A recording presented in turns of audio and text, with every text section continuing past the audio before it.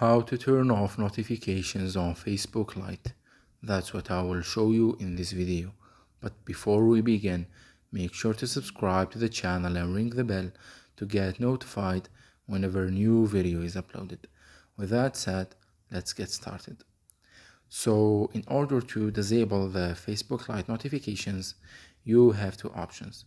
The first one is to open up the Facebook app and then click on the three lines at the top right corner, then scroll down to the settings and privacy section and click on settings, and here scroll down to the notifications section, and from there click on notification settings, and then here scroll all the way down till you find the section that says where you receive notifications.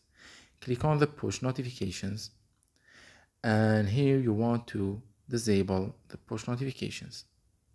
The second option is to open up your settings and then scroll down to apps, then search for Facebook Lite,